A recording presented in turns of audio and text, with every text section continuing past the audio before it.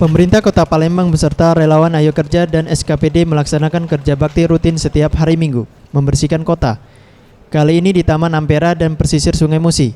Saat membersihkan pesisir Sungai Musi di bawah Ampera, Wali Kota Palembang yang turun langsung mengatakan malu dengan piala Adipura yang diraih Kota Palembang karena Palembang kembali menjadi kotor.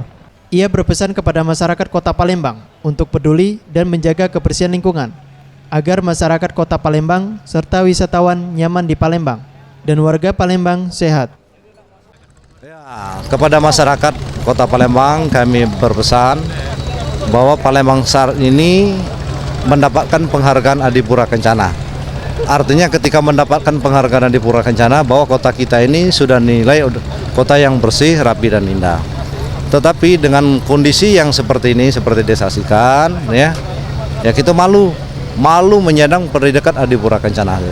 Untuk itu pada kesempatan yang baik ini kami mengajak masyarakat, mari sama-sama kita cintai kebersihan di Kota Palembang ini. Ferry Jatinugroho, Farel Dwi Satria, Surija TV.